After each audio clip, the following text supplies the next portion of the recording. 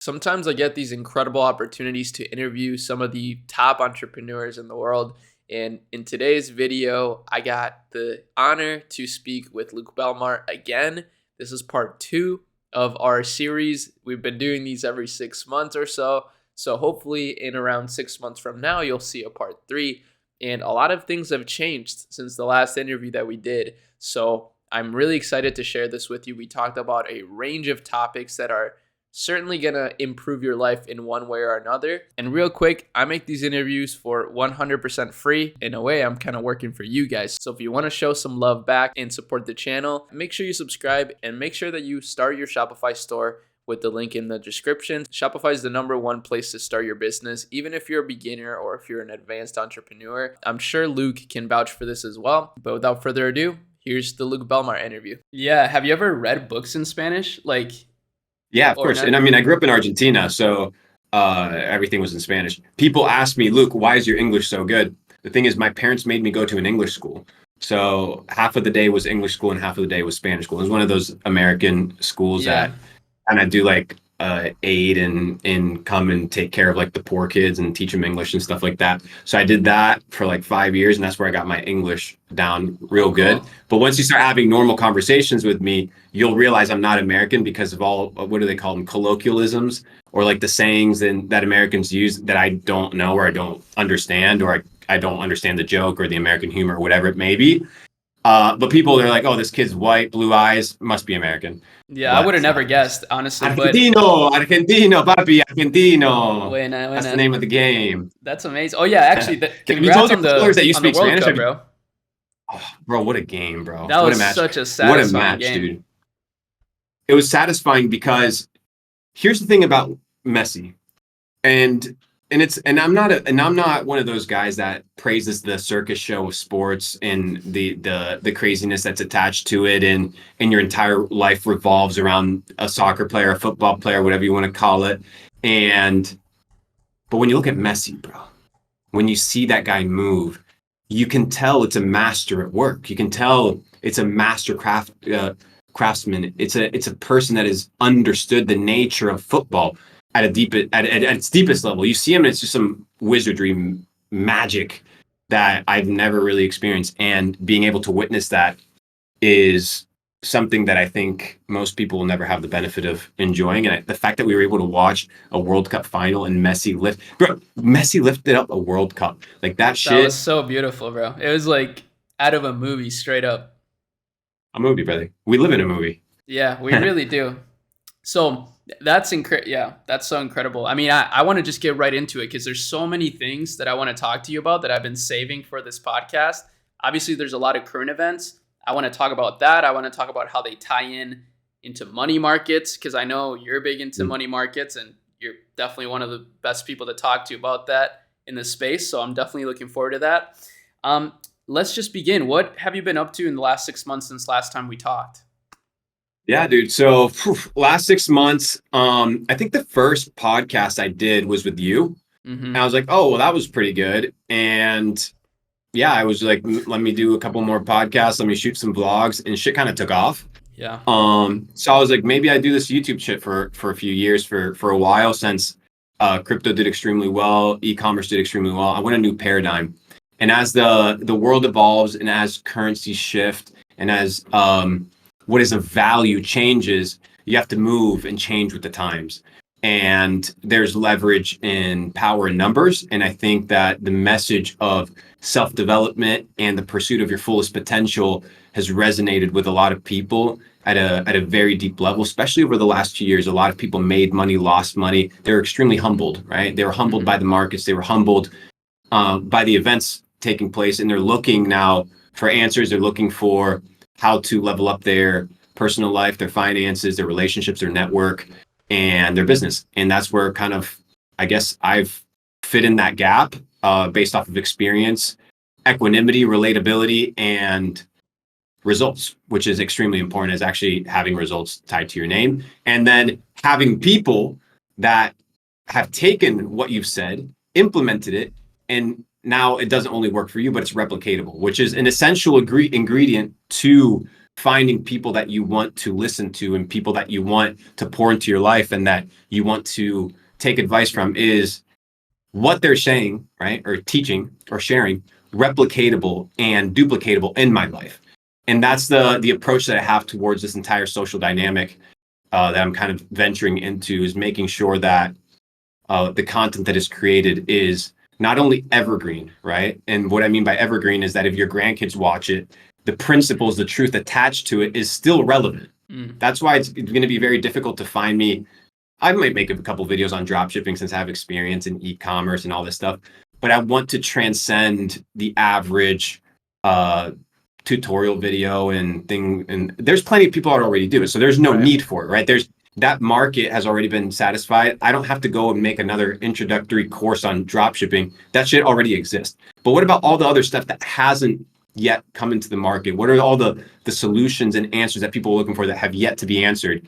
And I think I have a few of those. So ventured into the space over the last 6 months, grew a pretty large audience, 150K on YouTube in the last 3 months. Traveled around the world, met with some dope people. Twitter blew up, Instagram blew up, and yeah, bro, honestly, just taking care of people and making sure that they're developing. I mean, numbers don't mean shit. Message. You know, my identity is not attached to subscribers, not to anything. Or wealth. My identity is attached. That's a big one. Yeah, I mean, bro, because here's the thing: all that shit is fleeting, right? Your followers are fleeting, fame is fleeting, money is fleeting, success is fleeting, accolades and the goodwill of others is fleeting, how people perceive you and all the compliments, all that shit is fleeting. So if you find your identity placed in materialistic things, in accolades and success, when you no longer have that, then you no longer have an identity. And that's when people have identity crisis, and you see all these people going into these weird groups in society because they have no identity. They don't know who they are. So they need to conform and mold into something. And it's those people that are the anomalies, the glitches in the matrix that I speak to, the people that are ready to be unplugged. It's not my job to do forceful shit. You know, I'm not that kind of guy. I'm not the loud guy. I'm not the guy that flexes. I just talk. And if people want to listen, so be it. And if it resonates, so be it. And if it doesn't, so be it as well. It's not a big deal. I love that. I think that's a common comment that we got on the last one, is a lot of people felt like you had some deep-rooted wisdom that they were really searching for. And I think that's exactly what you're getting at. Is not necessarily showcasing the latest Facebook ad strategy, but rather a foundational piece in the puzzle that people are just fundamentally missing. So let me think about, what do you think now? Because last time we talked, again, everything was crashing, things were bad. And now we're kind of at a point where things are still kind of bad. Maybe looking up, maybe looking like they could go worse. What is your take on the current economic landscape, bro? Because, we got this war, we got just so many things going on. Everyone's confused and scared.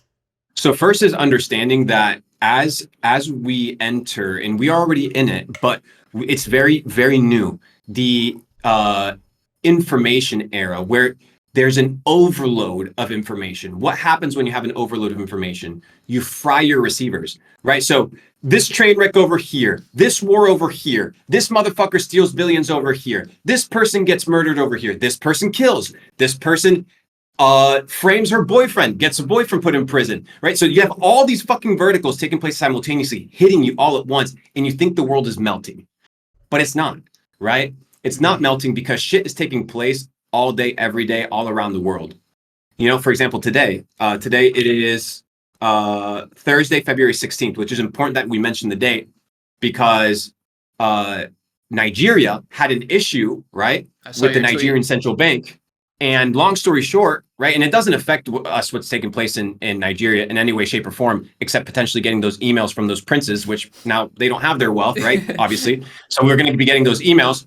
But now we're in a situation whereby the central bank of Nigeria has said, hey, you know what? The currency that we utilize is no longer valid. We are introducing these CBDCs. So they did a recall. They sent out people to go to people's homes, go get all the cash. Why? Because 80% of all of the transactions that were taking place in Nigeria were peer-to-peer cash transactions. So you have these transactions in cash. So you have all the Nigerian people hoarding all of their cash in their homes. They're not utilizing the banks. Therefore, the banks can't do what? If you don't deposit the money into the bank can't fractionalize that money and turned the Ponzi on, right? Mm-hmm. So there is no Ponzi, there is no printing of money because the people are holding the money because they don't trust the banks, obviously. So now Right. there's banks that are defaulting, are not able to get customer funds out. There's a limit of like $55 or $45 a day in ATM withdrawals. The cash is no longer considered a legal tender, and they're trying to introduce a central bank digital currency and really pushing that, all under the guise of we need everybody using financial services. We need everybody using our stuff. We need to make it accessible to everybody. Sure, 50% of people in Nigeria don't have a bank account, but that probably is an infrastructure issue and a reputational issue, right? And a good faith issue versus a CBDC versus having another currency. All the people want in Nigeria is a Venmo-like experience where they can move money from their bank to another person's bank. They don't want CBDCs. They don't fuck with it. They don't like it. They don't fuck with the central bank. They don't fuck with the government. Now you have an election taking place. So they're using, right, the entire political toolkit. And one of the political toolkits is money. So they're using money as one of these political tools to win elections. I don't know where it's going to end. Right. But that point is to prove that fucked up shit is taking place around the world 24/7. We just got reported 40,000 people dead in Turkey from the earthquake. Like, how do you justify all of this crazy shit taking place within 1 week? It's very hard to digest because we're not used to it, right? Usually up until, I don't know, 50 years ago, you would never hear about all this tragedy all at once. And it's very easy in a world that is prone to negativity and forged for criticism and for the selling of blood. And what I mean by the selling of blood is that blood sells, right? You put blood on TV, it sells. You talk shit about somebody on the internet, it sells. But the good stuff, the value, the things that nurture people's souls, nobody shares that. Nobody talks about that. And it's those things that we often neglect, but they're still there. So my recommendation, first of all, is before you even look at the markets, is understand, have an internal conversation with yourself. Before you look at the condition outside, look at yourself and ask yourself, what is my condition internally? Am I swayed by every doctrine that's out there? Am I swayed by every article that's out there? Does every piece of information that's out there move me like a little boat rocking in the middle of the ocean? Or do I have control? Yes, I have this data set, this information, but I'm still grounded in my truth, in my goals, and my principles, and nothing that is around me, circumstantial, will guide me away from it. So being able to understand what's taking place in the world as a data set, not allowing it to impact you spiritually or emotionally, and allowing that information to be utilized to build the future that you want. And unfortunately, there's a lot of negative shit. There's a lot of bad shit taking place every single day in the world, and it can be really hard to deal with and cope with. But at the end of the day, it's ebbs and flows, right? So there's this universal law known as the law of opposites, right? And this idea is that for every good amount of energy, there's an equal proportion bad energy, right? It's how the matrix keeps itself in check, right? You're correct. It's how the matrix keeps itself in balance. So shit's taking place in Turkey. Somewhere else in the world, somebody's benefiting in equal proportion, but on the positive side of that energy. You could say it's the law of opposites, but you could also say it's the second law of thermodynamics, which is energy can neither be created nor destroyed. It can only be transformed. And if you look at transformations, it's all kind of like a spectrum. So heat and cold, for example, are a spectrum of what? The same exact thing. It's just how you perceive it. But it's just temperature, right? Or temperature, once again, is a measurement, but it's not really real. But it's how you perceive that spectrum. It's the same thing with good and bad. It's all within a spectrum, and it's your ability to gauge your worldview that's going to allow you to navigate that positively, negatively, with a good attitude, a bad attitude, with positivity and expectation, or with dread and doubt. It's all about your perspective, and it needs to be grounded based off of your principles so that then you can absorb all of the information outside and begin to create the future that you want. Wow. To me, that's a really great point. It almost seems like the negativity is online, it's disproportionate to the amount of positivity, and it's almost like it's abusing our like evolutionary instincts to like try to avoid danger. I don't believe in evolution. I don't believe in evolution. I think evolution's a scam. But anyways, I understand your point. But you see my point. It almost is like appealing to the... I'm going to debate with that, bro. I'm going to debate with that because I think there's more positivity online. I think there's more positivity online. And I think your channel's a testament to it.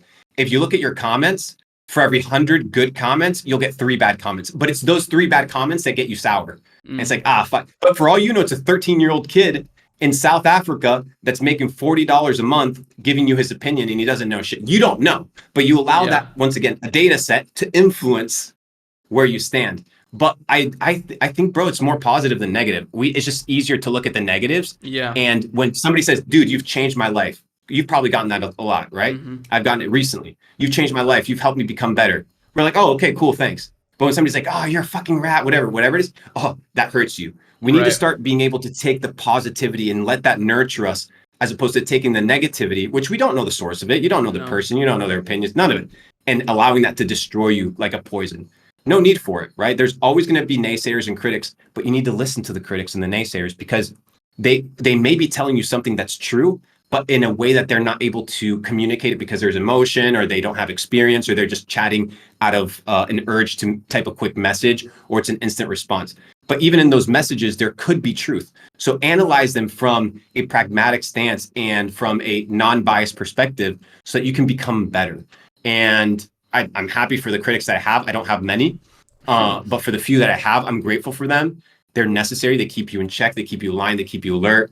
And then for the people that love you and respect you and appreciate the content and the time that you spend to put forth here, those are the people that we nurture and we want to invest into. But I believe, brother, those are the majority.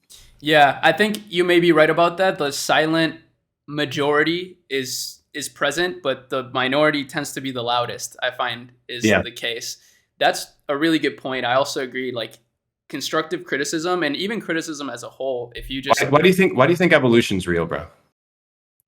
The way I see it, there's just evidence that we've evolved. Like, for example, humans 200,000 years ago are fundamentally different than we are now, right? So, for example, but how do you know that? How can what is the concrete proof? So because evolution I comes from Darwin, right? I'll give you this. I haven't seen it myself. So belief. So it's a belief system. So it's a belief system. This is my belief system. No, yes, this is 100% true.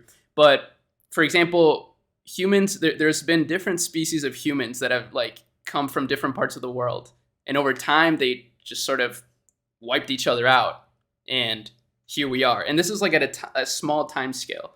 But when we talk about like millions of years, like billions of years, I could see that taking place at like, just like a million times, right? Or like a billion times, like over and over again, that happening and then leading to where we are today. So that's kind of how Ladies and gentlemen, part 3, we're going to have a debate on evolution. Part 3, we're going to talk about that one. Let's do it. I think we got to prep for it. I think you're going to have some good perspectives on creationism, whatever your belief or worldview is attached to it. I think is an interesting worldview, because if we talk about the world, and it's this idea of evolution is that everything goes from chaos to order, right? Which is everything goes from Big Bang to perfection, which is we're going into perfection. We're evolving into perfection. Whereas you start seeing how the universe works, and we are in a state of entropy, which is we go from order to chaos. Everything is in breakdown mode. Everything is dying. So it's the complete opposite of what evolution teaches, which is this idea of branching up and evolving to the survival of the fittest. So I have a couple questions there, like the billions and trillions of years. I'm trying to figure out who was there to record that, to give me those dates. Motherfuckers don't know what they had for breakfast yesterday, let alone telling me that there's some ape walking, eating mushrooms around the world 3 million years ago. Bro, you don't even know the color of the shoes that you have in your closet. So I take it with a grain of salt as well, understanding that a lot of it is theoretical, but people talk about it with so much certainty, which is why I like to question it. I'm like, okay, talk about it with certainty. Let's see where we're at. But I think it's a topic that we got to discuss, bro. I think the viewers and the fans, I think, would appreciate it, because I think there's a lot of back and forth in that topic of conversation.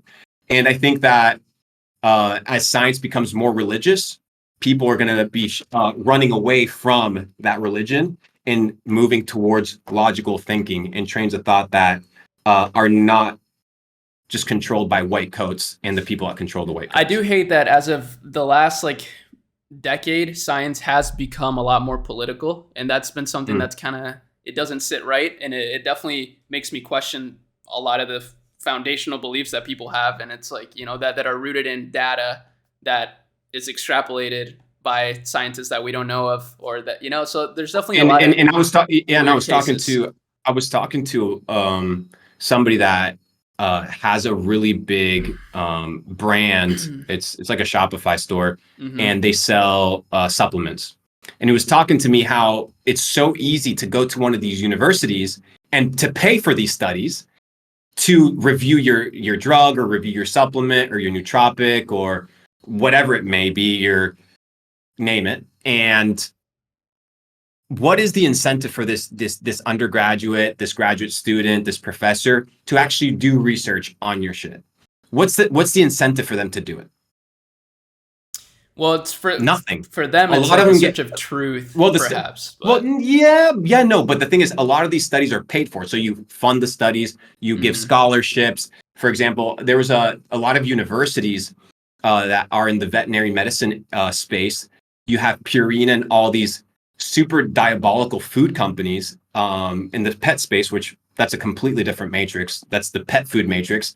What do? They go to the universities and they say, hey, we'll sponsor all the food for all your animal clinics, right? For whenever animals get sick, we'll give you all the food, but you need to let us run the nutrition course when it comes to university. So you have the company that provides nutrition, giving the students nutrition information and telling them what our product is the best. Yeah. So there's a big financial incentive attached to a lot of pharma, a big financial incentive, shareholders, stocks, all these things that they want to make money. If you look at all these companies, Pfizer, Johnson and Johnson, all these that are publicly listed, these are publicly listed companies with shareholders. What is the purpose of this company? Is to increase what? Shareholder what? Value. And to Hmm. increase stock value. That's it. That is the purpose of the company, to serve the shareholders. So what's the goal? Serve the shareholders. Fuck the public. As Make long as we can money. pay our fines, make money, and grow. Right. And this is the issue that I have with the current style of capitalism. I don't think this is the only format of capitalism that exists. I think that there's a way to reinvent it in a more decentralized format that doesn't only think about the next quarter, right? If you look Hmm. at all these companies, they're thinking about making it to the next quarter, right? They're always like, how can I make sure that my stock doesn't dump 20% in my Yeah. next earnings call? That we Like, beat imagine earnings. your Yeah. entire, you literally imagine your entire life is, I need to make it to next earnings and make sure that my bosses are happy or my investors are Well, a happy. lot of That's people how live most like of these that. companies, that's how most of these companies live. So when you start looking at all the products, they're not driven by love. They're not No. selling you shit for love. They're selling it to you for profit. And once you understand this dynamic and you're like, you know what? Maybe this person doesn't have the best interest in mind for me. Maybe they care about themselves, right? Maybe they'll sleep perfectly at night knowing that they don't give a fuck whether they fuck somebody else's life up, as long as they're chill, as long as they're sleeping in their nice house or in their penthouse or whatever it may be. So there's a big discrepancy, like you said, with the health shit. And I agree, dude. Over the last couple of decades, shit's been extremely politicized. Hmm. And I think people are starting to shun away from the religion of science and starting to use critical thinking, which is extremely important. That's so interesting how I've never thought too much about the earnings reports and how companies really are living paycheck to paycheck, you Mm. know, but at a grand scale. I I mean, guess you are, bro. If you don't that's meet the earnings, insane, they'll bro. fire your ass. They'll just fire Yeah. your ass. And if you have a $30 million a year severance, the fuck you mean you're gonna let that go? No, you're gonna work your ass off to make sure you hit those earnings. So then it would, the 100%. solution, but it's not going to make as much money, is to expand the time horizon that you're optimizing for, right? So thinking about Mm. humans at 100 years from now rather than now. And that's actually something I want Correct. to talk to you about, because a lot of times I tend to think that a lot of these things that happen that are that seem so evil and planned, right? For all we know, they might be. On the other hand, what do you say to just straight up human stupidity, right? Like we are, Mm. we have been pretty dumb in the past. I mean, back in the 1300s, people thought things that now we would look at as just so dumb, right? But they just didn't Mm. know. So, what do you think that plays? Like, is that a factor in a lot of the things that I we mean, see today? of course it is. There's obviously shit that happens, right? Mm-hmm. But I have this saying that says there's no difference between mismanagement and scams. The result is the same, right? So it Mm. doesn't matter what your intention is, right? How is the road to hell paved with good intentions? So people can tell you, oh, I have good intentions. Oh, I care. But at the end of the day, it's all about results. Results. The impact of your life is what matters. And I think people play the one side of like, oops. Yeah. Oops. I just lit up this fucking train on fire and just oops. It doesn't matter, right? The consequences are what matters. And I think that regardless of whether it's mismanagement or regardless of whether it's stupidity or fraud or scamming, the outcome is what matters. And unfortunately, the outcome tends to be quite similar when people mismanage for whatever reason or become careless. And there's definitely a part to it. But on the other side is understanding that there's really intelligent people that orchestrate and manage the world. And if you don't think that's the case, then the chances are you're at the bottom of the totem pole. Because I know I'm not at the top of the totem pole. I'm middle of the totem pole. So I know where I can see higher up on the totem pole than you.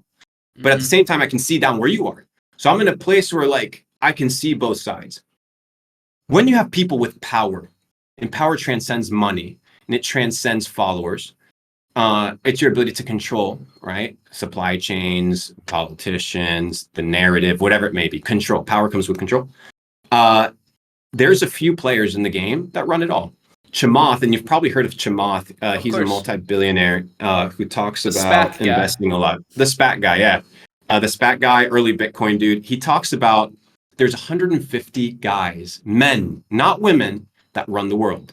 They're not in the fintech space. They're not in the tech space. They're in your regular brick and mortar business. They're the cement guys. They're the guys that are the ones that do all the underground water systems for entire cities. The guys that run the sewage. All the shit that is infrastructure necessary to sustain a society and a civilization.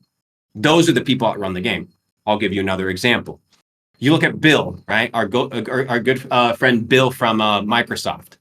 Bill is now the largest private landowner in America. He owns the most amount of farmland in all America. He's the number one guy. Why? Well, scenario, right? I know this sounds crazy, but it's not. Once you start having conversations with people at these levels and how they think, these guys are thinking about colonization and conquest, and they don't give a fuck. They're hard, cold killers. They're cold-blooded murderers, and these motherfuckers are in it to take it all. And if you don't think there's enough cases in history to prove me right, then you're a dumb fuck. Genghis Khan, Alexander. You look at all these conquerors. Bro, everybody's like praising Genghis Khan for being a crazy conqueror. The motherfucker was out here pillaging and raping kids and destroying villages and killing women. This motherfucker was a savage, dude. He was a disgusting savage. So these are the people that control society because they're the ones that are willing to do the most to get to the top. Whereby you and me, potentially, we wouldn't be willing to compromise our morality or sacrifice some crazy random shit on an altar in order to make $1 million, but another person would. And if people are willing to cheat in a Monopoly game for a fucking $2 bill that's fake, you don't think they're going to cheat for trillions of dollars in control of the supply chain of the world? You're sadly mistaken. If people cheat on a fucking board game, if people cheat on Uno, they're going to cheat at the highest levels. Bro, can I tell you a quote 100% the name of the game that I recently heard that because there's a theme that we've been seeing in this conversation is that the small scale stuff applies at a high level. I heard this quote recently. It was, humans build empires to escape the fact that we're mortal and that we will die. Is this not how do we stop this cycle, bro? Because like we were saying earlier, it's by understanding that goes back to the premise. It's all about worldview, right? So if you understand that the worldview is a created world, you understand that you're playing within a matrix or a sandbox. The sandbox has rules, whether they're natural rules of the universe, you're still bound by them. I like it, right? Because we talk about a video game, let's say Grand Theft Auto, and it's in a sandbox. You can't leave certain parameters. Yeah, you can go out and swim, but eventually, you can't go anymore. Whether it's because you sink, you lose air, you don't want to continue swimming, you don't have time, your game whatever the reason is, you live in a sandbox. Just like the real world. Where the fuck are you gonna go, bro? You're stuck. You're stuck inside a sandbox, regardless of how big the sandbox is. You're inside of a sandbox. Within that, you also have the concept of, if you have kind of a creationist worldview, this idea of a creator. So if you have a creator, now you have a creation. So you have the creation, which is in this case us, or the people that, or the environment that inherits kind of those attributes. But if you understand that this is merely a system or a stepping stone to something else, then you don't really give a fuck about what takes place in this world or what you gain from it or what you have. So if you can transcend your mortal flesh, or like this suit that you're wearing, and understand that you're not the suit that you're wearing, that the suit is merely a representation of who you are, and it's a vehicle by which you can operate in this three-dimensional realm, right? This is how you operate. You operate in the three-dimensional realm through this body, through your processors, through your eyes, through receiving information, breaking it down. But you're not bound by that. And whether you take psychedelics or you experience it through lucid dreaming at night, you understand that there's other shit out there that you can't explain. Right. That's the stuff that people need to be like, okay, like, it can't just be that millions of people throughout thousands of years are saying that they've seen visions, that entities have approached them. Well, every single person's delusional and crazy. Every single person is intoxicating and seeing visions. I mean, that's not necessarily the case. So there's a good argument for the fleeting shit of the world doesn't matter. And if our eyes turn to the creator, as opposed to focusing on the creation, then acquiring stuff in this game doesn't matter. Mm-hmm. There's no identity attached to it. But there's the ego of life that is so dangerous. And it's this ego of, I can do this, I can build, look at me, look at how grandiose I am, look at what I've done. That makes you feel immortal until you're not. Right. And if you go to like Budapest or you go to Prague, you see these huge castles constructed by the monarchs and by the emperors, and they're insane. They're a representation of what these guys were thinking. Like this was, when I'm gone, this is what represents my grandiose persona. Mm-hmm. But they're gone. Like, no, you can't even tell me the name of the building. You just say, oh, that's a cool building. So when people start accumulating and compromise their morality, their ability to sleep, their peace of mind, to obtain things or to take things from others to have them themselves, they've lost their way. And it's one of those things where it all comes down to worldview. It's how you perceive the world. And if you give a beggar, and you have a beggar, for example, begging for crumbs for 30 years, and then you put a meal in front of him, he's not going to share. There's a high likelihood that he's not going to share. Why? Because he's hungry. Mm-hmm. So it's the system's job to keep people hungry, alone, fending for themselves, like hobos, to feel like everybody else is in it to take from them. So if everybody else is in it to take from, fuck them all. I'm gonna do my own thing, take it all from me. And that's how a lot of these elites work. They're psychopaths. And you have to be sort of crazy to get to certain levels of society because of the other certain crazy people of society that you have to compete with at that level. And a lot of people are just not willing to get to that place. Now, I said it once and I'll say it again.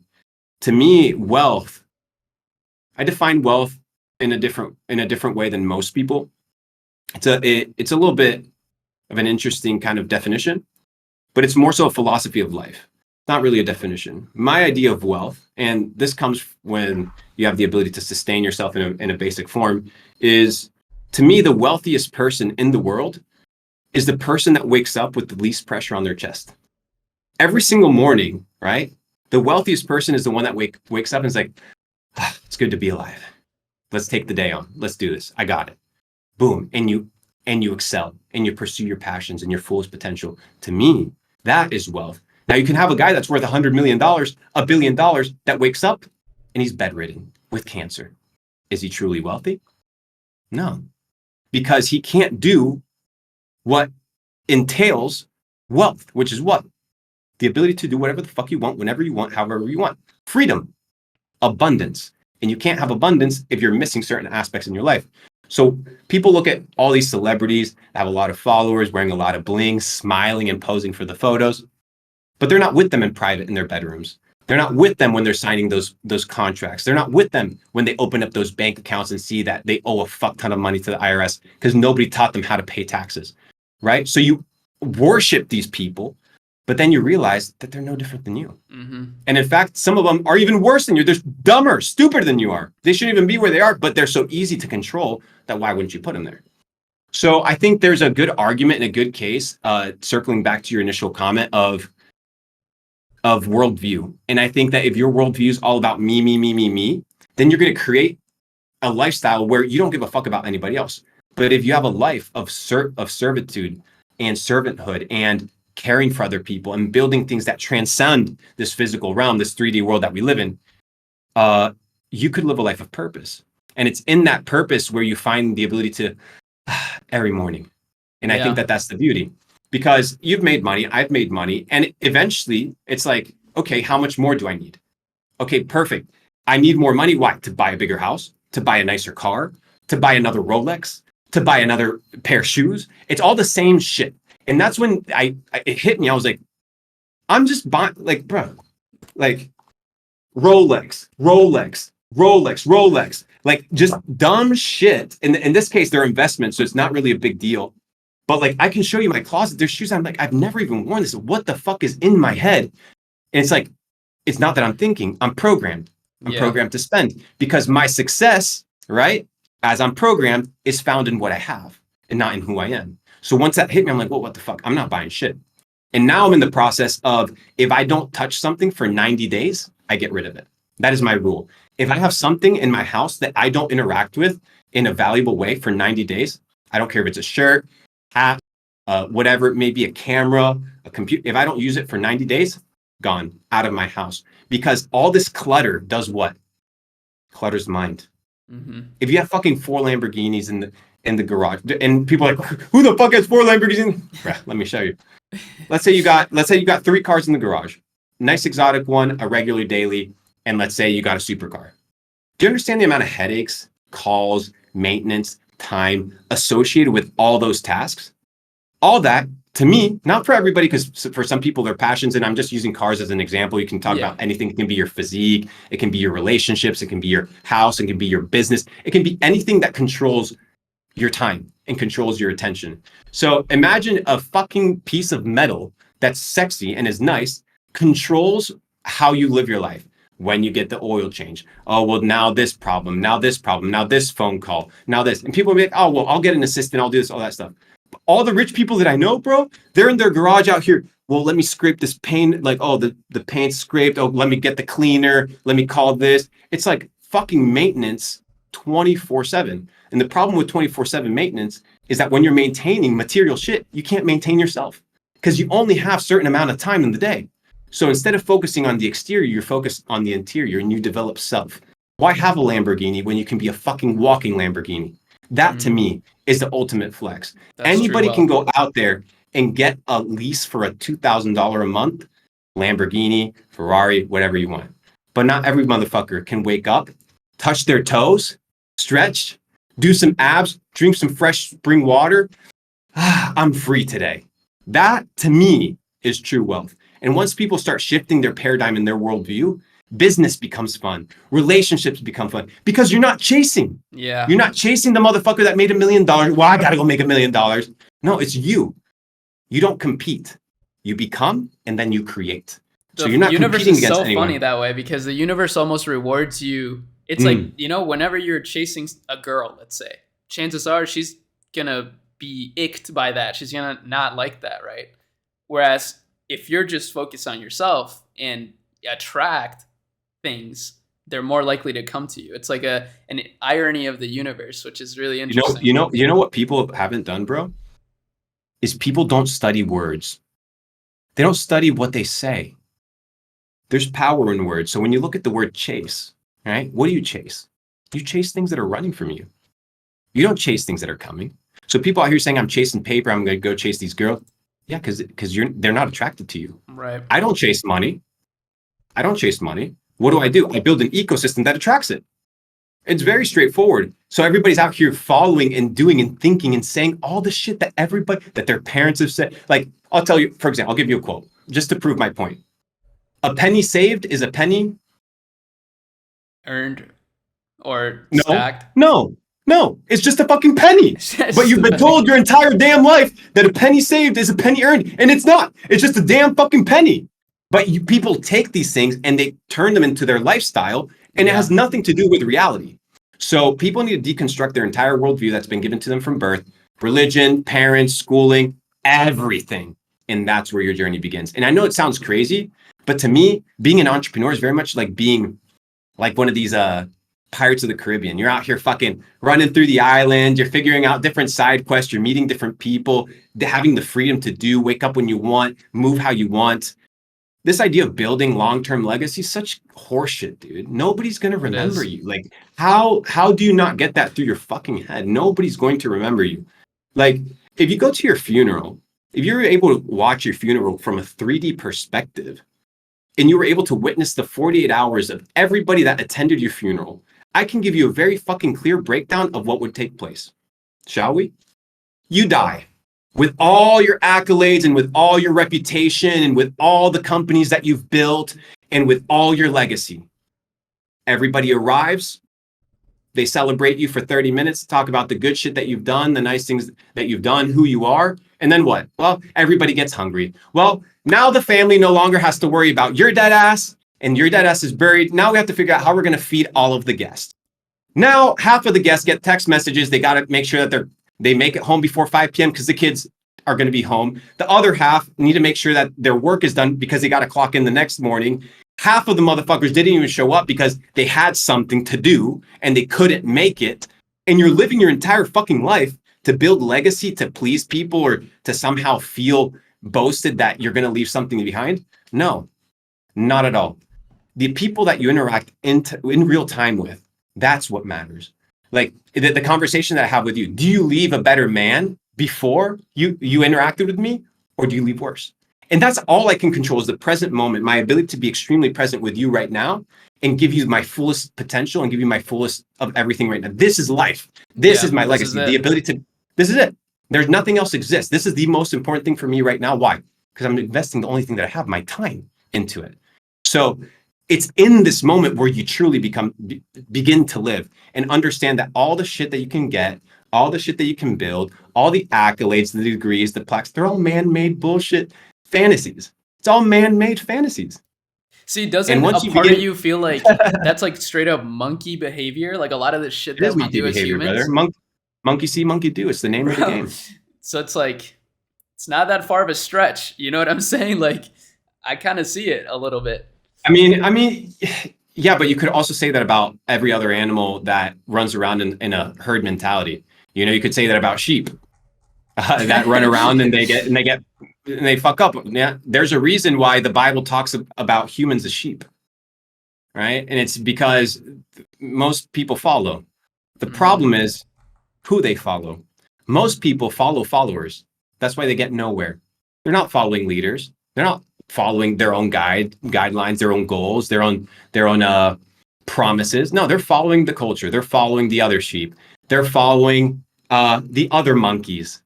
Right. Yeah. So the issue isn't so much so this idea of nature versus nurture. Or people have a natural tendency towards kind of like a group mind or a hive mind.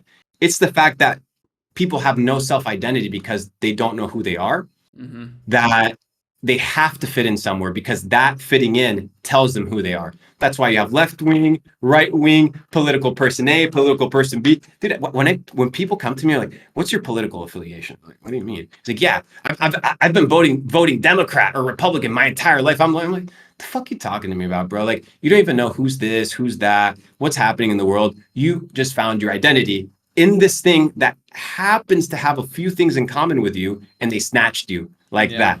Right. So you're not an autonomous individual. You're just a cog in somebody else's plans, because somebody's running that shit. So you're either building and forging your own story in the present time in your circumstances, or it'll be forged by another person. You'll either program yourself or somebody will program you. I think that's one of the things I'm really grateful for that I didn't see. Like when I first moved to the US, maybe you can relate to this as well. I was, kind of upset. Obviously, I had my whole life like in Chile, and then I moved here and, it was all new. But I feel like that helped me just not have a sense of identity because I just went to a completely new place that is totally different. And I think it really helped my mind just open up and think a little bit Mm, bigger, get like a whole new perspective. Would you say that's how it happened with you, or when did you start sort of thinking for yourself? mm. So I've been to 50 countries, and when you travel, you acquire what I like to call data sets. So after being to 50 countries, almost every continent in the world, you begin to acquire data sets because you travel to different places on the map. You do different side quests, you meet different people, you talk to different NPCs, you get different pieces of information, right? And now you begin to build a different worldview based off of the new data sets. So, what is the purpose of a country, right? A country wants to make sure that you adopt their worldview, their belief system, their ideology. Why? Because if you're a productive citizen, or productive slave, they don't want you going to another slave farm or another slave plantation when you can produce here. So they have to tell you that everything out there is horseshit, everything's garbage, and every place around the world's unsafe.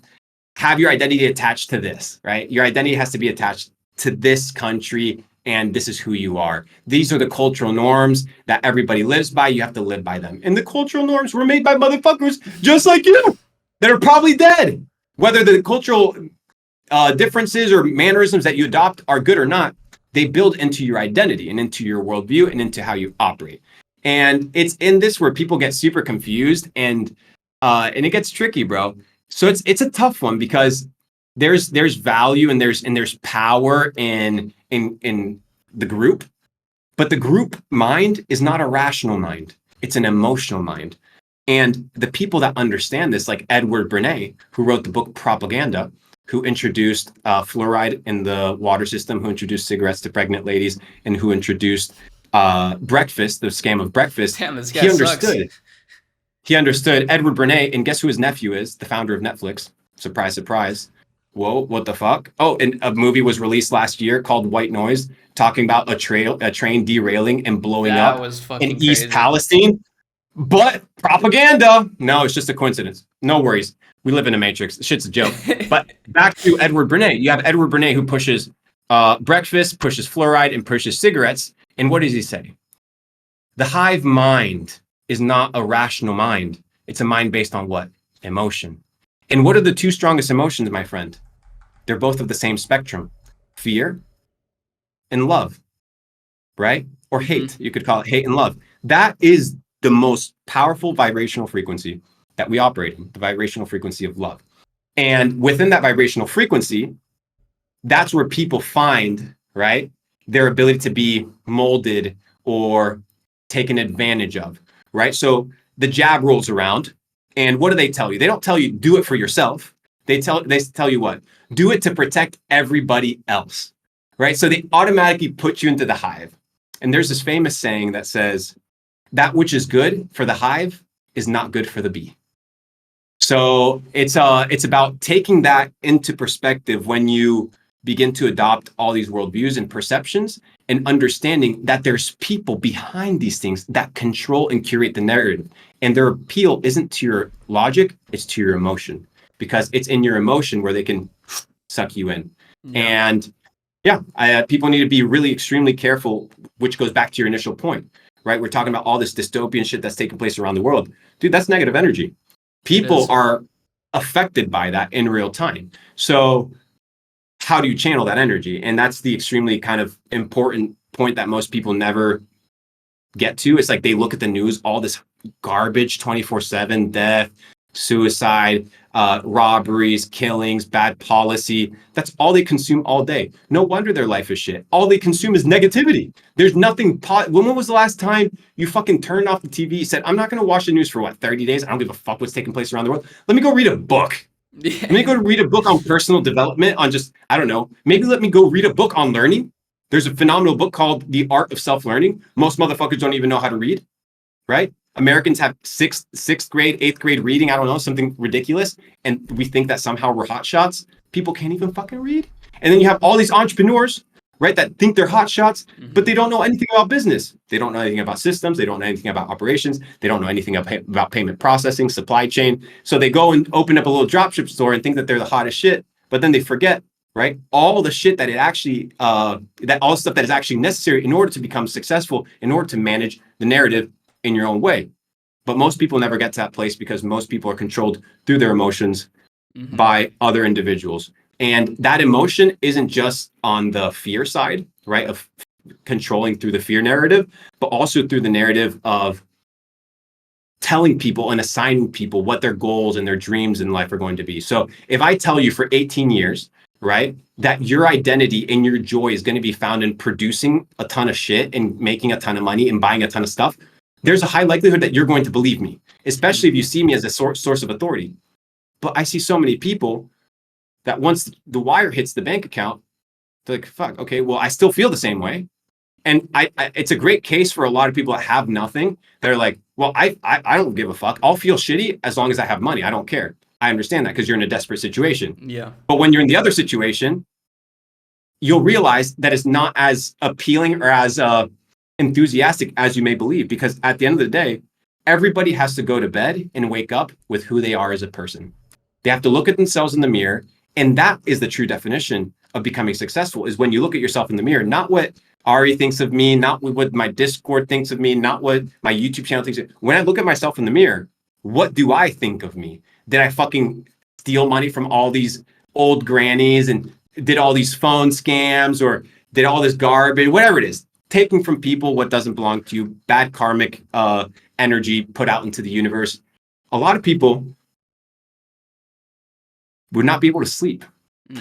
A lot of people that I know that are extremely successful. I know a guy, dude, I think he's worth like 112 million. I saw one of his crypto wallets. He told me that for the last 2 years, he hasn't been able to sleep because he feels anxious that somebody's going to steal his money. That's wild. Think about being so rich, coming from nothing. So you have that paranoia of losing. And especially if you're in crypto, that people are going to take your shit, right? So every single day, every relationship that you interact with, it's all like this. Looking over my shoulder, is somebody going to take my shit? Sleeping at night, making sure I'm checking my wallet 24/7, make sure my funds. Dude, it's like psychotic shit. It reminds me of a squirrel, like with their acorns. Yeah, exactly, bro. Like, exactly, bro. Exactly. It's like back and forth, back and forth, back and forth. So it's like, is that person truly happy? Is that truly a person that defines success? Why? No, it's not. And once you start reading a lot of these texts that hold a lot of value and truth, like the Bible, for example, there's this verse in the Bible that says, "It is and I'm paraphrasing it. It is better to live in a small room, happy, than to dine in a banquet with discord." The discord, the original word is discord, or like enmity in conversation. It's also conversation, but it's a discordia is the word in Spanish. I don't know how to translate that in English. Is discordia? Let me look at it. Is it Discord? Discordia? Yeah, I'm pretty sure. I mean, I could be wrong, but yeah, it's Discord. Yeah, Discordia. Okay, yeah. So it's the enmity, right? So why would you have enmity in a banquet in a palace when you can have peace in a small room? Which one would you choose? A wise man would choose the peace, because that is where you actually live. You live here. You don't live here. You live here. That's what I think a lot of people need to be careful with, is not trying to like so desperately to escape a rat race just to go into like an even bigger rat race. It's like just ridiculous. It's like the health to money health rat race, which is this. People neglect their health in order to obtain money to then spend that same money that they initially neglected their health for to regain their health. It's ironic. And it makes no sense. It's I'm going to get out of the rat race of the 9 to 5 to get into the rat race of destroying my health, making a ton of money to then recover my health. It makes no sense. So people don't live a life of balance. It's all extremes. It's all extremes. It's hot, cold. Nobody understands how to play in the middle. Nobody understands how to have a life of balance. And it's in the balance where you find sobriety of mind. It's in the balance where you find purpose, tranquility, and peace. And it's one of those things that, dude, it's irreplaceable. There is no amount of money that you can put on good health, good relationships, and peace of mind and peace of heart. That shit can't be bought, can't be sold. It can't be bought, it can't be sold. That's deep, bro. I love that. I love conversating about these things, especially in the space that we operate in, or at the very least, I mean, I know you operate in a lot of different spaces. You're so viral right now, but specifically in the entrepreneurship, e-com world, this is so prevalent, and it's just, it's definitely a problem. So You know why I think, bro? You know why I think it's a problem? It's Yeah, let because me hear it. people enter the dropshipping space in their first digital business with desperation. And I understand you don't have money, you got bills to pay, so you're hustling, right? You're in the hustle mode. Mm-hmm. But eventually, you have to go from hustler to boss. And it's in that transition of hustler to boss where you actually become a businessman. A hustler is not a businessman. No, this is a business amateur. Mm-hmm. A businessman, right, is a boss. He's the one that runs the business, not the business run them. And the big thing that I see with a lot of these cats that start their first drop shipping store, make 30K, 50K, 100K. You have these guys that run a digital marketing agency. They make their 20K a month. To most people, 20,000, most people will watch this clip on TikTok. Bro, if I could make 20 grand a month, if I could make whatever. 50 years ago, the number was 4,000 because of inflation, right? Or Yeah. 3,000. That was the metric. So the number is always going to change. When you're talking with numbers, numbers are infinite. So your happiness can't be attached to a number because as soon as you achieve it, you're going to want more. It's just a common tendency. So when you have the situation whereby you have all these young cats that are making like, let's say 10K, 20K, 30K a month, they feel productive.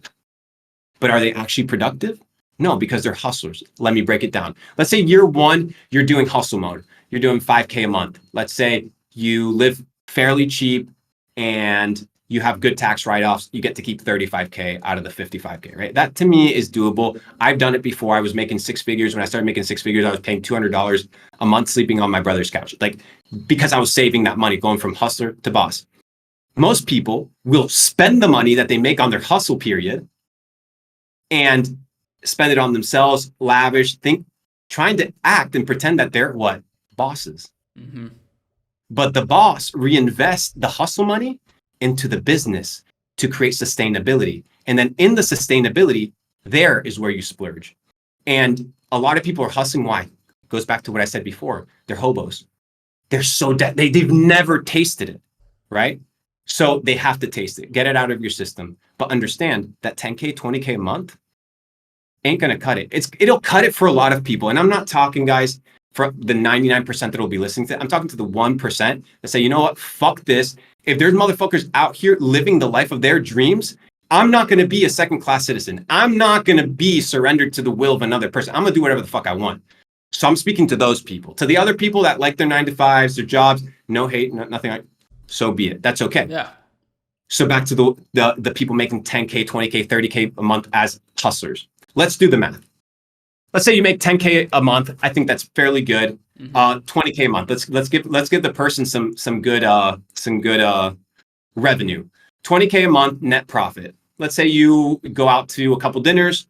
You spend $3,000 a month on rent. That's about 15%, which is your average of your income. You have your taxes. Let's say you pocket 10,000, right? Let's say 10,000 a month. At the end of the year, let's say you got 120K. What's that after a decade? 1.2 million. Like, brother, you think I'm going to work a decade hustling, thinking that I'm productive for 1.2 million when I can make that in a trade by understanding how the world works, understanding how the markets flow, understanding ebbs and flows of the currencies that are taking place, the new currencies that are popping up, the CBDCs that are going to be taking. Bro, I'm already out here preparing for CBDCs. I'm preparing for the dystopian future. Like, I'm lined the fuck up, and I'm positioning myself for a big $100 million payout, not a $1.2 million payout throughout 10 fucking years, thinking that I'm productive because I've made 20 grand a month, right? And that's the perspective that people need to change is, okay, I'm hustling for this direct money. I'm spraying bullets like Rambo. Some will hit, some will miss. My friend, I want to be the guy on the tree, the sniper. I want to be the guy that chills, and when he sees his target, aims, calculates the wind, shoots, headshot. That is who I want to be. Why? Because you want to receive the most amount of output from the least amount of input. That is the hack. How can I spend the least amount of time and energy for the highest return? So would I position myself and not work? Because I'm in a place right now where I don't need to work. So would I not work and build a crazy deal for the next 12, 18 months to then have a $10, $15 million payout for that specific deal? 100%. So that's the boss. The boss is the guy that positions himself for the big play. So a lot of these young cats, and you see it, you know, they think that they're hot shots. They out here buying. Back to your point, the big problem is they're hustlers. So whenever you motherfuckers are ready to go from hustle to boss, we're here.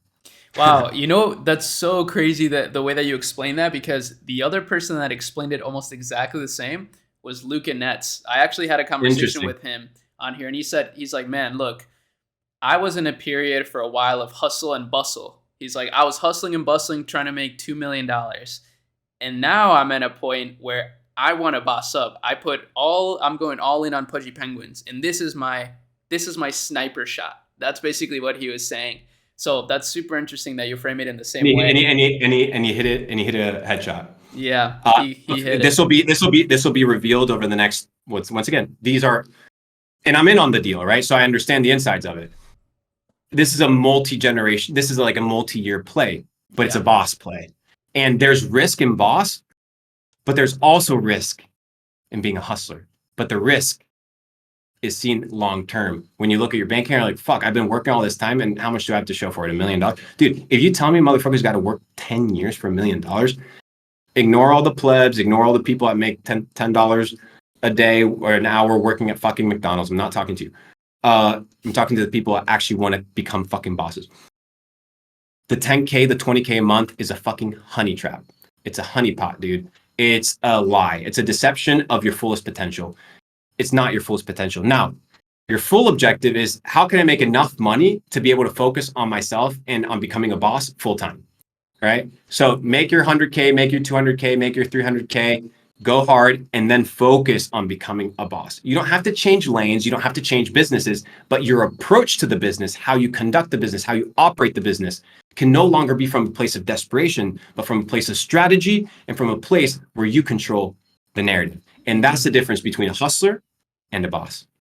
I love that, bro. I also can relate that to your example of an entrepreneur and how you view that as like a pirate almost, because at least for me this year is when I've really bossed up and built my team, built my crew, that I feel like I can just like, go to islands and like, with my 10 people basically that are just like ride or dies. And I think this is, we can lock in for the next 5-10 years and make insane progress. So how would you, let's say somebody makes 20K a month. In your opinion, how could they start building more leverage? Would it be just by reinvesting into their team, by investing into software, automation, all the above? Investing into themselves. What goes back to, bro, it's all, you're pointing the exterior. You're pointing the exterior. The boss is developed inside. The boss is a mindset. The boss is a lifestyle. The boss is your daily habits. The boss is how you look at yourself in the mirror, how you perceive the things that you do. Dude, if the task generates less than $500 an hour, I will not fucking touch it. I will not touch it. I will hire somebody and spend a week hiring somebody. Why? Because the week that I spend hiring and training that person in 3 years will save me countless of weeks of work. So I'll do the upfront work. I'll train my people, like you said. I'll make sure each person is positioned on the ship, making sure that they each know their role. They understand that it doesn't matter if you're mopping the fucking deck or if you're running the captain or whatever it is, the little steering thingy. What is that called? What's the little fucking steering thing that the boats have? I'm not really sure. I don't know, but the wheel. Let's just call it the wheel. Let's call it the steering wheel. Is it the steering wheel? I thought that was only for cars. Regardless, let's call it a steering wheel because it doesn't really matter. People get it. Yeah. It doesn't matter the position that you hold within. I want to look it up. Hang on. I want to look it up because it kind of pisses me off. Ship's wheel. Anyways, so back to the point. Let me get back to the point. Hang on, I gotta find you. Okay, back to the point. So it doesn't matter what your position is on this boat, the ship that you're creating with your entire squad, as long as everybody understands that there's a destination, and then unless you do your job, we don't get there. Right? So your job is just as important as mine. We're just in different positions. The destination is the same. And how do you build that team? It's by becoming a boss. It's how you move. It's how you operate. It's how you educate yourself. Is who you listen to. A lot of you motherfuckers that are hustlers, that's cool. No offense. You're listening to other hustlers on YouTube. When was the last time you literally sat down and just listened to just interviews of billionaires that did multi-billion dollar exits? All of them over the last 50 years. No, you haven't done it because you're not a boss. You don't think that way. I do. That's why the information that I have is different than the information that you have. But you can have that information because I've already given you kind of that resource. So focus on the information, focus on who you are, become a boss. That's the first part. The second part, because in the process of becoming a boss, you need a team. The first step is to find an operator. You need somebody that operates your business for you. So in the operation of your business, if you want to scale outside of it and build your garden and an ecosystem that attracts money, you're going to have to be playing multiple lanes. You're not going to be able to focus on that CEO day-to-day position on a boss mode. Bring in an operator, bring in somebody that can manage your business on a regular basis, whether it's through operations, PM, or CEO. Depending on where you're on your level, you need to be able to play somebody. So for example, we have Capital Club, which is my organization. It's an organization I founded in 2019, which is my objective is to build the largest decentralized entrepreneurial network in the world. I want to be the place where entrepreneurs, doesn't matter if you run your community, this person runs their community, this person has their ship, everybody comes to the dock and everybody meets at the dock. And then everybody goes on their side quest. Everybody goes to their fucking island. Everybody goes on their treasure map quest, but everybody comes back to the dock. And what is the dock? Capital Club. This is where we all come back together. We recalibrate before we go back out. That's the purpose and the objective of Capital Club. Right now, it's a club membership that I've mentioned it to you. It's private, right? But I think I want to mainstream this because if the entire perspective is the largest decentralized entrepreneurial network, I need to be able to be the guy that takes people from hustle to boss. So you need to be able to consume that boss content, ladies and gentlemen. It's extremely fucking important. And I'm in that transition. Of course, I'm already there. But back to the point, I've assigned a CEO in my organization. So I won't give you the projection on the phone here, but I'll give them to you privately. Sure. We're looking at a multi-8-figure kind of revenue year inside Capital Club and all the ventures that Capital Club has. And my CEO is somebody by the name of Steve, right? Steve is a 9-figure e-commerce entrepreneur that understands how to build, scale, and sustain scalability inside organizations, right? So he's had multi-thousand employees, whatever. And that's the objective inside Capital Club. So you need to place an operator that knows to do the things that you don't know how to do or that can do what you do better. Right. But just whether it's an operator or an employee, your first dilemma, the first problem and challenge you need to solve when you become a boss is the question that you need to ask yourself. And it's the following question. How do I make my team more money? How do I make sure my team gets rich? Like that is my goal as a boss. My goal is to make sure that the people that are on my ship are nurtured, provided for, and taken care of at a big level, to whereby when they arrive to the destination, they're not hungry, jealous, and ready to throw a mutiny, right? So you take care of your people. You take care of your people by first making sure that the operations are taken care so that you can step out and become a boss. 2 is by thinking about your staff and your people before you think about yourself. So a lot of these guys that are out here that have VAs, that hire staff, it's all about how can I use this human resource for my pleasure, for my goals, for my objectives. People brag about paying $5 an hour. I'm like, that is not a flex, man. That's not a flex. It's ridiculous. It's ridiculous because you're no different than the guys that are out here doing the same bullshit for the quarterly revenue. Mm-hmm. You're not. What's the difference? It's a different scale, but the principle is the same. Because if I gave you the oops, did my camera die? Let me swap that battery real quick. So this idea of a $5 flex, bro, I'm paying my guys $5 an hour. It's because you're no different than the guys that are doing the quarterly profit. You're all about the money. You're all about you. But if you can build an organization and your first train of thought is how can I make my team more wealthy, more successful, better positioned? Like, for example, one of the things that we have, I'm big with water. Like clean water to me is one of the essential sources for lifespan longevity and the ability to perform at a high level. Within our organization, if you drink tap water, we buy you a water filter. Like we buy you the water filtration system that I utilize to make sure that you have clean drinking water. Why? Because if I can take care of you as an individual, you'll take care of me as an individual. And that's the entire name of the game, is making sure that the people that you fuck with and the people that are inside your organization are ride or die. Like they are with you. So when you see things as an organization, there's no loyalty. But when you see things as a mission, there's loyalty. You're in the business of recruiting, not mercenaries, but missionaries. That's why it has to transcend money. But the conversation starts with money, which is where the paradox lies.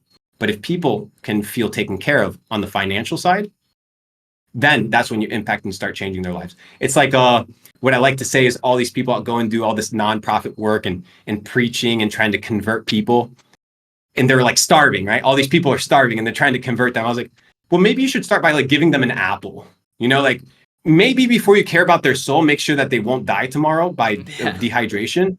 It's the same thing with your staff. Before you take care of them at a personal level, at a relational level, you need to take care of them at a financial level. Make sure that they're comfortable, that they're able to operate. This does what for me? And we've seen it that my methodology works, and I'll prove what my methodology is because of everything that's been taking place over the last 2 months, which is what? Job cuts. Mm-hmm. People have big teams. Your goal is not to have a ton of fucking employees. Your goal is to pay the right people more to do the job of 10 people. You need to go hire the talent that is outstanding. And instead of paying mediocre people $2,000 a month, let's say 5 of them, you'll pay one guy 10 grand and he'll produce, and you'll have the workload and you have the results of all those 5 people combined, but you only have to manage one. So that's how I like to build it. I like to get people involved into my organizations. I'm not the unionized type of guy. I'm very capitalistic in this perspective, but at the same time, I understand that I wouldn't be anything without my people, without my team, without my crew, and my crew needs to be taken care of. Adding an extra zero in my bank account isn't going to necessarily have an impact on my life. Well, it'll have an impact on my life because that zero of it goes really big. But I would prefer to divest that and to break it up between my team to make sure that my team is taken care of. So when you take care of people at a personal level, make sure that they're paid for. Assign a operator to run your business or train an operator to eventually take over your business by cloning how you operate.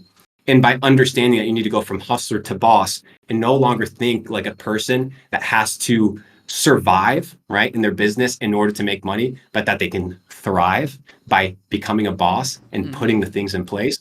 That is the secret to getting to the next level. And that's a place of abundance. I actually learned that same quote that you just mentioned from one of my mentors online. I've watched like every piece of his content. His name's Andrew Wilkins. I don't know if you know him. He's out of Canada. He's like an investor. No, not familiar. He just became a billionaire like a couple of weeks ago. So that was huge. And he says that he's like, hire 1 to hire 10. So what that means is hire one person and pay them so well and treat them so good that, and have them be super talented so that they can do the job of 10. You'll be more profitable. You'll be happier. Your business will be less bloated and you can truly grow. And I think that's a really great, important lesson. So I'm curious, bro, what are your plans for the future then? Because I mean, with everything going on, and we're talking a lot about the present, which is all we have, you know, that is the most important thing after all. But are you planning for the future? What are some of your plans? What are you thinking about? So it's interesting. I often get asked, what are your goals? I don't have goals. Goals are stupid in my opinion. And I don't mean goals as in like, oh, I'm going to get fit. No, I mean like, oh, I'm going to be a billionaire. That's a stupid goal because that's an output goal, right? And people focus on the output versus the input. So my mindset on the day-to-day basis is, what do I have to do today that I know that I need to do today with excellence, right? So I have my list of everything that I do every single day. Hang on, let me find it to see if I can give you some clarity. I actually have it on my whiteboard here. I'm going to read some shit on my whiteboard. Yeah, this will be super interesting. Oh shit, give me a sec. Of how my day is broken down. My day is broken down and my goals are broken down by the hour. Hang on. But anyways, my morning starts at 6 a.m. The first hour of the day, I focus on stretching. I focus on supplementation, and I focus on walking and like just exercising, making sure my mobility is in check for the day. From 7 to 8, I do that. From 8 to 9, I stretch.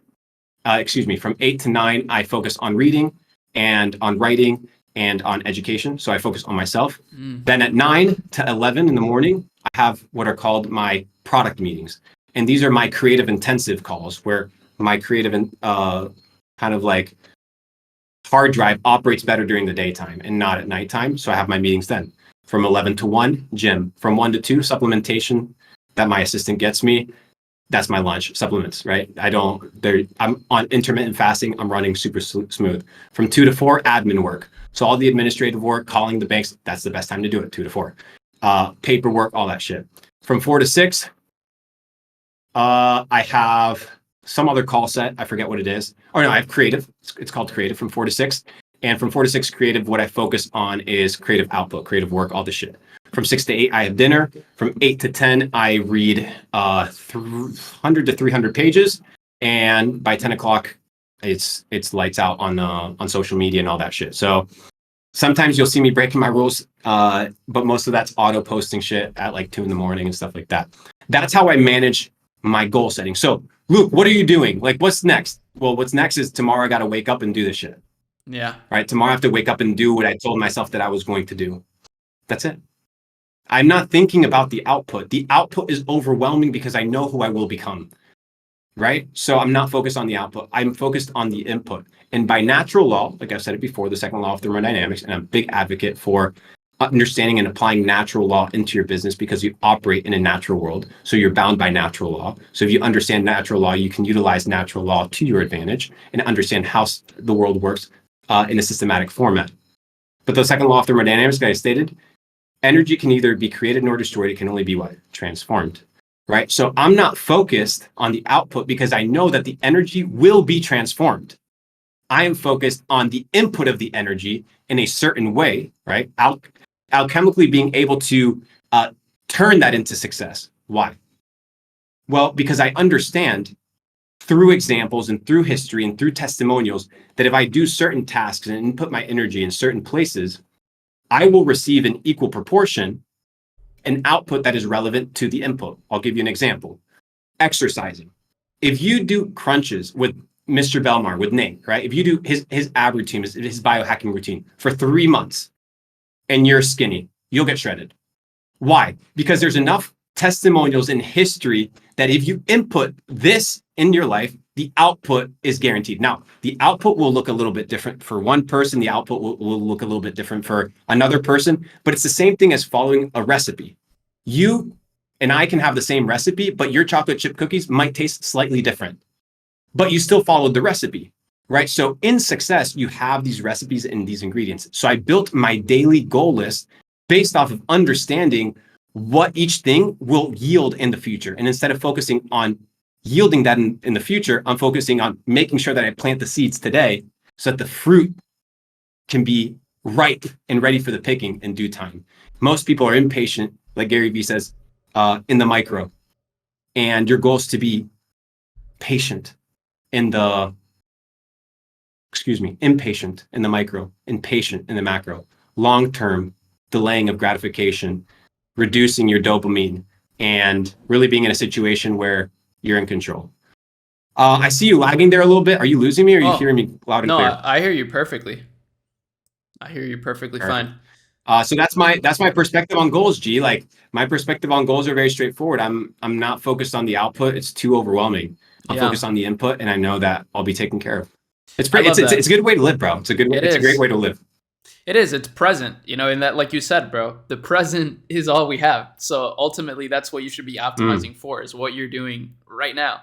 Not so much what you're going to be doing in the future.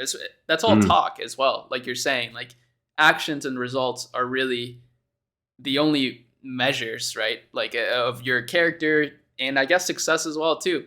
So really why I was asking is because I'm trying to get some information from you on the money markets. What are you doing investment wise? Are you in the markets? Are you taking money out? I know Shopify was real good. Yeah, so I made a couple of really good calls on my Twitter at Luke Belmar, where I mentioned some fundamentally some stocks that were extremely sound to purchase long term. So I allocated 10% of my net worth, which is a really big chunk of money, into Meta, and I like levered into the trade between $97 and $77. I don't think it tapped 77, and I think it's at like 180 now.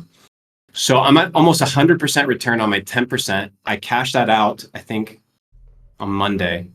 And I did Shopify as well. I cashed out on Shopify I think it was like February 3rd. And I re-entered Shopify today, February 16th, after earning call dump, because obviously it made sense that their 2022 was not going to be as good as before because of the entire supply chain dilemma and advertising costs and all these issues that people have been having. But I still understood that the rally up to that news or that event was going to be crazy because people had expectations. Now, at a long-term level, markets are extremely complicated right now. They're extremely complicated. Why? Because you can't be in this market as an impatient person. You'll get devoured. It's not an easy market to trade. It's not an easy market to understand. There's a lot of shit that variables that didn't exist before, like $30 trillion in debt, like $1 trillion a year crazy, in just interest. Dude, we pay $1 trillion. The United States pays $1 trillion in interest, not even on principal, of interest a year. And it's fucked. So, I kind of perceive it where like I'm not even looking at the markets right now. There's 3 phases in the journey of an entrepreneur. The first is the creation of wealth. This is where most people are. And like I talked about ebbs and flows, right? There's seasons to everything. There's seasons of positivity, seasons of negativity. Everything has its ebbs and flows, which is important for you to understand because you need to position yourself for the uptrend, right? You need to position yourself in the current changes, which is where most people were caught off guard during this last bull run or during the exit of the bull run. They were caught off guard. They didn't jump in on time. They didn't jump out on time, right? And this is all a game of timing. Whether you're running a corporate business, whether you're running a small business, whether you're investing, everything is a gamble. You're not guaranteed success. When you turn on an ad, it may be a calculated gamble based off of stats and numbers, but it's a gamble. In the markets, I have a 50-50 chance, right? I go to the casino, it's 100-0. Yeah. Right? I either win or I lose it all. In the markets, the market either goes up or it goes down. That's it. I have a 50% chance of being right. That's a pretty good fucking probability, specifically when you start considering that most businesses fail within 2 years. So if I understand risk management, I understand portfolio allocation, and I understand intelligent diversification without thinning my portfolio in a way whereby my gains are reduced on my bigger plays, then my approach today is understanding that inside these ebbs and flows, people need to position themselves and change their mindset when the times change. So what do I mean? In 2019, we did $16 million drop shipping, right? General store drop shipping, pretty good stuff. 2020 did pretty good numbers as well, did better than that. 2018, I think we did like 3 or 4 or 5 million. 2017, I forget what it was. But anyways, long story short, we had a good bankroll. We did extremely well. 2020, I said, fuck e-com. I want to do crypto, right? I'm going to get into crypto full time because I was part of the bull run of 2017, right? So I saw 2017, I went up all the way down and I was like, okay, well, I got to make money, which is the stage, again, the creation of wealth. But then you go from the creation of wealth to what? The multiplication of wealth, which is the second step. It's the second phase of the wealth profile. So you go from creating wealth to multiplying wealth, which is where? Through investment opportunities and investment vehicles. Like I mentioned before, if you make $20K a month, in order for you to net $1 million, right, through after expenses and all the shenanigans and taxes and bullshit, you're left with $1 million. But that $1 million could become 7 million within 3 years if allocated within the right money market opportunities and the right investment vehicles. Very doable, very possible, as showcased through the evidence of what the world's been over the last 2 years. It's been hot. You could have made a ton of money. So in 2020, I was hanging out with a buddy and we went to Chipotle. This is when I was into the food matrix, no longer a fanatic of any of these restaurants that serve seed oils and genetically modified garbage. Can't even call it food. If any company's on the stock exchange, I don't eat there. Like it's just automatically negated. They're trying to make Chipotle, it to the next earnings call. Yeah, R.I.P. Chipotle. But anyways, I'm there with my buddy. He was a crypto guy, and he's like, "Yo, I don't have any money. Can you spot me?" And I'm like, "What the fuck? Like, this guy's a multimillionaire in crypto. Like, I know he's a multimillionaire in crypto." He's like, "What do you mean you don't have any money?" Like, "Yeah, all my money's in crypto." I'm like, "All right, okay, what the fuck?" This guy's smarter than me. He's better allocated than me. He played DeFi really well. I went home, I put every single dollar of my bank account except 10 grand into crypto. That same, like, no joke, that same day, all of it, I dumped it all, a lot of it. And this was July, August of 2020, July or August of 2000, pre-bull run, maybe even before, maybe a little bit before. And prior to that, March of 2020, when I understood that I needed to take my hustle money from dropshipping to multiply it to become a boss and not spend it on bullshit, right? And Gucci belts and Gucci belts and Coochie belts and Coochie, right? I'm not out here spending money on shit because I said, I'm going to take this money, I'm going to multiply it. So March 2020, I'm out here playing Call of Duty Warzone. I remember, not really good player, but enough to defend myself. And I see my phone, all my buy orders on Kraken getting filled. So the entire Black Swan event is taking place. I'm huddled up in my crib in Miami, right? Nice little bay, yacht on the end. I'm doing my own thing. And all these orders on Kraken start filling in. Cardano, $10,000 buy order, a half a penny. Ethereum, $88, 10 grand purchases. Just auto purchases that I had set buys at like 6 months, a year before, that started getting filled. So March of 2020, fucking crushed it. Put a big chunk of money in, was buying order blocks of 10 grand a piece of ETH at sub $90. You can check it on my highlights on my Instagram, where I'm literally telling people, yo, the bull run's coming. It's the year of the bull. Don't fucking fade it. And I believe I was probably a big factor as to why a lot of the e-commerce community got into crypto heavy. Big factor as to why they got into DeFi. I did a very good job at training people up. And then these e-commerce kids just went and like demolished the crypto space for good and for bad. Yeah. So 2020, put my entire net worth into crypto, and then I go into multiplication mode, right? So I 40x my net worth in 18 months. I basically was about 80x, but through market kind of movements up and down, I end up with, I think, 40x return, 42x of my net worth. So my net worth multiplies by 42. And then it's the final stage. So this is about December of 2021. I'm in Rio de Janeiro and I do an Instagram live and I say the market's going to tank. I'm out of crypto. I'm completely clean. I'm out. I sell all my ETH at 3,950, sell all my Bitcoin at 54,000. Just like a fucking savage, because everybody, my big wake up call was, what the fuck is Justin Bieber doing buying $1 million apes? That was that was like my quote. That was my quota. And then I had some guys that, and then I had some of the founders of FaZe Clan hit me up and they're like, what's the deal with Safe Moon? I'm like, all right, sell. You know what I mean? Like, it was just obvious. So in that scenario whereby I was those people in 2017, I went from creation of wealth to multiplication of wealth to what? Preservation of wealth, which is what most people never talk about, how to keep your fucking chips. And then the cycle repeats all itself again. So now we're finishing what I believe to be the cycle of preservation. And we're going back, if not have already started, the cycle of creation again. And then eventually we're going to go into the cycle of multiplication, preservation, and so on. And if you can understand these fucking cycles, bro, and you can taste the cycles and you can perceive the cycles based off of the data sets, then now you're playing a completely different fucking game. So as an entrepreneur, you want to be able to develop these 3 wealth profiles and think differently, and your mindset needs to change based off of the times. Creating, multiplying, and preserving wealth. And your mindset needs to change in each. And you can't focus on multiplying and preserving if you're a hustler. You can only focus on multiplying and preserving if you're the fucking boss. That is why you need to be the boss. It's because you need to get to the multiplication and you need to stay in preservation, which is where all these dropship kids, all these e-com kids, all these quick crypto kids got their fucking asses whooped, right? By the markets. Oh, you're a millionaire. No longer a millionaire, motherfucker. Welcome back to McDonald's. Because they didn't understand preservation. And if you can understand preservation and cycles, then you just play it, rinse and repeat. And at this point, think about it. Let's say you're sitting on $1 million bankroll. I know a lot of cats sitting on $1 million. Just saying you're sitting on $1 million bankroll. If you go through that process and you get into in multiplication, let's say you turn that 1 into 5, right?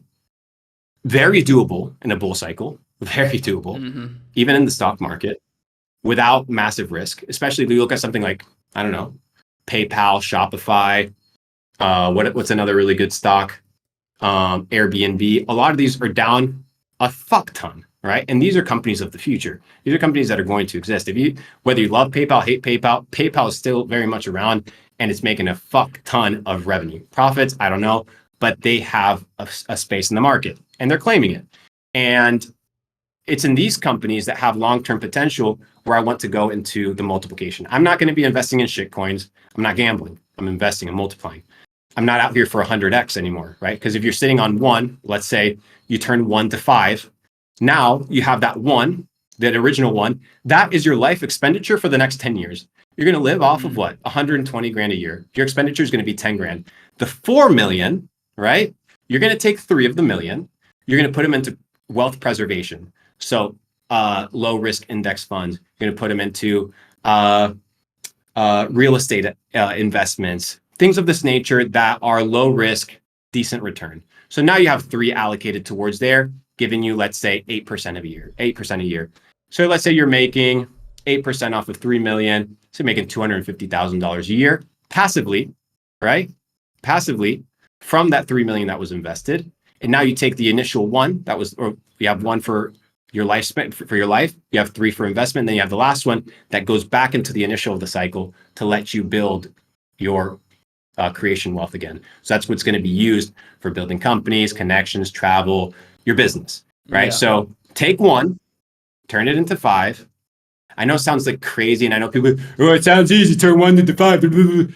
Shut the fuck up, sit down, listen, go read a book.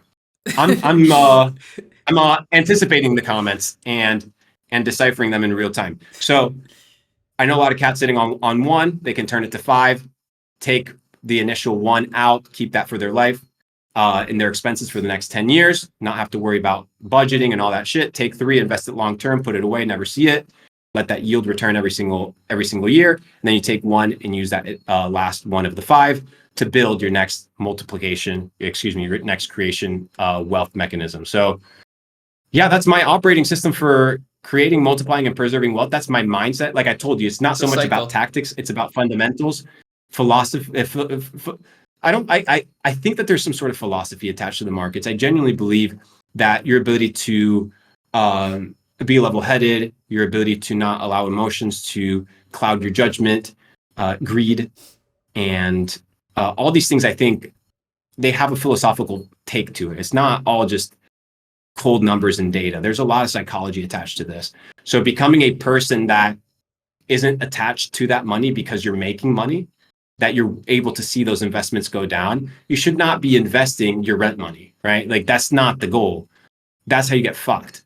You have to be investing your extra capital after your life is taken care of. If you can tell by what I mentioned before, I took care of my needs first, then I went into investing. So it took the million, make sure I'm good for the next 10 years, invest, reinvest into my business. Like that is the cycle. And that allows you to live a life of peace. Why? Because you're not overspending. You're not worth 5 million anymore. You're worth 1, right? So you just took off 80% of your net worth, put 60% away, use 20% for your business, and 20% belongs to you. You, my friend, you're not worth 5, you're worth 1. And if you view yourself as 1, introduces humility, it allows you to have a longer runway, and it doesn't give you the lack of peace of mind that comes with overspending and underperforming in your businesses, which when times like this come around and shit gets hard, layoffs come. And the reason layoffs come and companies close and shut down is because people weren't able to manage and budget and maintain their fucking business. So that's my mechanism. It's worked in the last bull run, and I predict that it's going to work again. That's pretty much my strategy. Wow. No, that's perfect. In a more fundamental side without going into the technicals, but yeah. Well, that's exactly what people need, though, in my opinion, because, I mean, there's a million things you could invest in. There's not one thing. I'm actually really curious, though. How do you feel about gold? Are you buying gold? Nah. No. I have some gold. I have physical gold, physical silver. I put out a tweet that I said your World War III financial kit, and it entails 1 Bitcoin, 1 kilo of gold, which is expensive, 1 kilo of silver, $10,000 in Singapore, it's 10,000 US dollars, 10,000 Singaporean dollars, and 10,000 Swiss francs. That is your $150,000 safe haven, hard money, don't fuck with me, I'm diversified, World War III package, right? Yeah. So I like gold, but I don't like it as an investment vehicle. I like to actually hold it because it's my hedge in case these motherfuckers say Yeah. the dollars, we're pulling the plug, which is not going to be the case. But still, I like to have a little bit of gold. Got my silver locked down, Swiss francs, Singaporean dollars, US dollars, and we Gucci. All right, man. Well, let's try to wrap this up soon just because I know your time is valuable. My time's valuable. It's getting late. What are your just some last thoughts, man, that you think would be really helpful for people to hear? I mean, beyond what we've talked about, what are your last words, man, for people? Mm.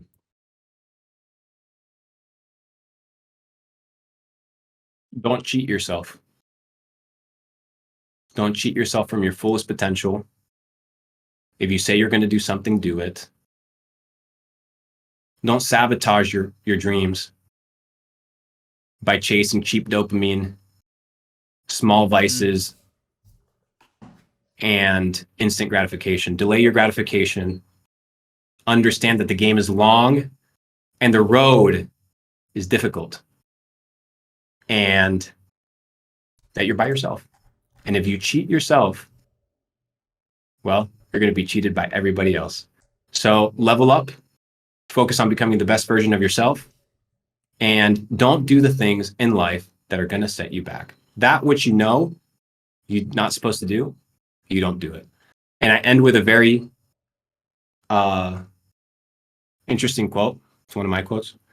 I say, the life that you have is the life that you chose. If the life that you have is not a life that you like, make different choices. So if the life that you have is not a life that you enjoy, you are responsible. And in that responsibility of understanding that your outcome was dictated by you, right? And you're the one that input those things into the universe, you can also unwind the bullshit in your life. You can also get rid of the garbage, but you can't self-sabotage. You can't sacrifice your dreams for the instant gratification, the small things and the small pleasures of life. That's the first one. And then the second one is, as you become successful, as you become wealthy, understand that that which you have is not yours. You are only a steward of what you're given to manage and take care of the people around you. Don't only focus on your own bag, focus on taking care of the people around you, your family, your friends, your circle, and play the long game. That's my advice for your people, brother. And Dude, thank you, bro. I'll end it with that. I really love that. Thanks, man. I appreciate your time. I hope that this one, like the last one, will change a lot of lives. Thanks for If having I me, had a bet AJ. on that, I would definitely put a lot of money on it. But yeah, of course, anytime, bro. We'll have to do a part 3 soon. I'm ready. I'm ready for part 3, brother. Let's I'm do ready it. for part 3. See you in six months, huh? Yeah, that'd be perfect. All The right, bro. trifecta, bro. We'll see where we are. Let's do it. All right, man. All right. Peace Gee, out. thanks for having me. Of Have a good course. one. You too. Bye bye.